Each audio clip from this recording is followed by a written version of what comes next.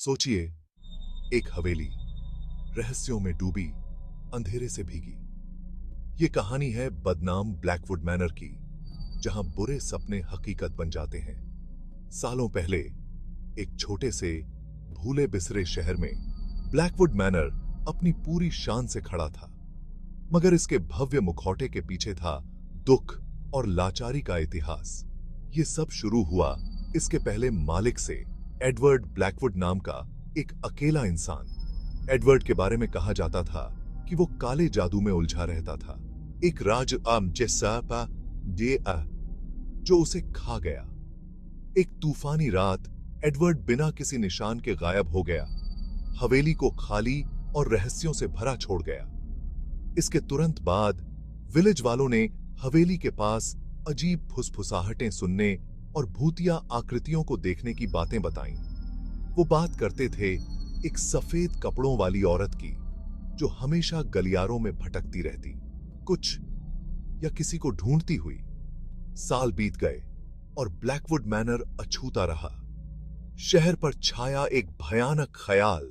ये तब तक रहा जब तक एक जवान जोड़ा, सारा और मार्क, ने ये जगह खरीद ली, इसे अपने सपनों का घर बनाने की उम्मीद में।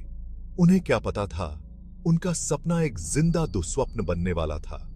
हवेली में अपनी पहली रात से ही अजीब चीजें होने लगीं। सारा को गलियारों में धीमी सिसकियां गूंजती सुनाई दी, जबकि मार्क को अपनी त्वचा पर एक बर्फीले हाथ का स्पर्श महसूस हुआ। सच का पता लगाने की ठान के वो हवेली के बेसमेंट में गए, एक ऐसी जगह जहां रोशनी भी जाने की हिम्मत नहीं करती थी। वहां उन्हें एडवर्ड ब्लैकवुड की एक पुरानी डायरी मिली। इसके पन्ने रहस्यमयी निशानों और काली आत्माओं को बुलाने के खौफनाक ब्यौरों से भरे थे। जैसे जैसे वो पढ़ते गए, हवा और ठंडी होती गई और फुसफुसाहटें तेज होती गईं। अचानक बेसमेंट का दरवाजा जोर से बंद हो गया, उन्हें अंदर फंसाकर। जोड़े को बहुत देर से एहसास हुआ कि उन्होंने किसी बुरी ताकत को जगा दिया है।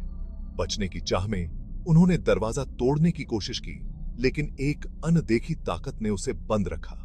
फुसफुसाहटें चीखों में बदल गईं और दीवारें उनके चारों ओर सिमटने लगीं। आखिरी हताश कोशिश में उन्होंने डायरी से एक भगाने वाला मंत्र पढ़ा। दरवाजा खुल गया और वो भाग गए, लेकिन बिना निशानों के नहीं, शारीरिक और मानसिक दोनों। उन्होंने ब्लैकवुड मैनर को छोड़ दिया और कभी पीछे मुड़कर नहीं देखा, लेकिन हवेली रह गई, अपने अगले शिकारों का इंतजार करते हुए। तो अगर आप कभी ब्लैकवुड मैनर के पास जाएं, तो ये कहानी याद रखिएगा, कुछ दरवाजे बेहतर है बंद ही रहें।